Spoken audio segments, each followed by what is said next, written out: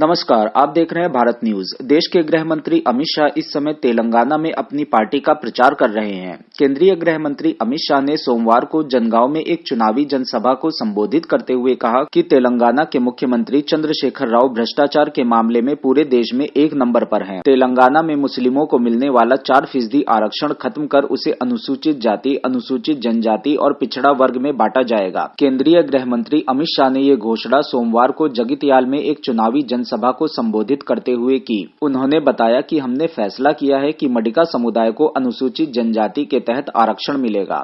तेलंगाना के मुख्यमंत्री के चंद्रशेखर राव पर हमला बोलते हुए उन्होंने कहा कि असदुद्दीन ओवैसी के डर से केसीआर ने हैदराबाद मुक्ति दिवस नहीं मनाया। उन्होंने कहा कि केसीआर ओवैसी से डरते हैं, हम नहीं डरते। अगर हम सत्ता में आए तो राज्य दिवस के रूप में हैदराबाद मुक्ति दिवस मनाएंगे। बीआरएस के चुनाव चिन्ह कार को निशाना बनाकर उन्होंने कहा कि उसका स्टीयरिंग ना तो केसीआर के पास है, ना केटीआर और ना ही कविता के पास। कार का स्टीयरिंग ओवैसी के पास है। क्या तेलंगाना की कार उनके हाथ से सही चल पाएगी? गृह मंत्री शाह ने कहा कि केंद्र सरकार ने टर्मरिक बोर्ड का गठन किया। इससे किसानों को उनके उत्पाद की सही कीमत मिलेगी।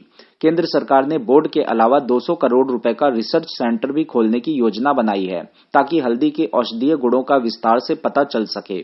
उन्होंने कहा कि सत्ता में लंबे समय से रहने के बाद भी केसीआर ने बोर्ड का गठन नहीं किया। उन्होंने घोषणा की कि राज्य में 3 चीनी मिलों का प्रयोग इथेनॉल बनाने में होगा। नजीमाबाद में बीड़ी श्रमिकों के लिए 500 बेड का अस्पताल बनेगा और तेलंगाना के एनआरआई के लिए एनआरआई मंत्रालय बनेगा।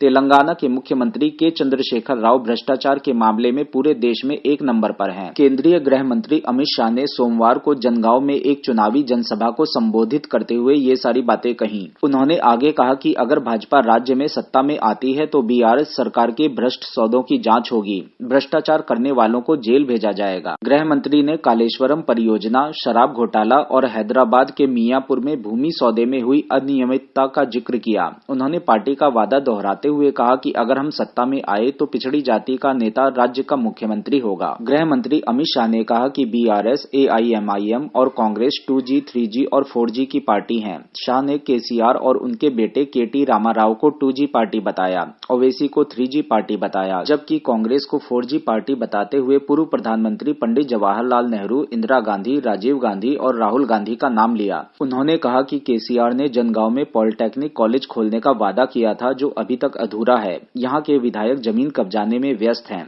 काकतीय मिशन भी घपलेबाजी के कारण अभी तक पूरा नहीं हो पाया है।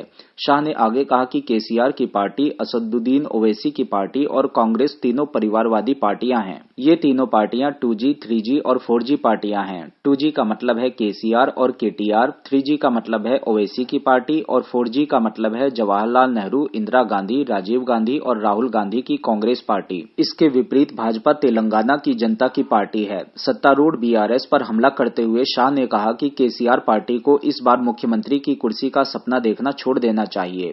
तेलंगाना की राजनीति में इस बार मुख्यमंत्री कौन बनेगा? क्या केसीआर अपनी राजगद्दी बचाने में कामयाब हो पाएंगे? कमेंट करके हमें अवश्य बताएं। हमारे इस वीडियो को लाइक करें और चैनल को सब्सक्राइब करें।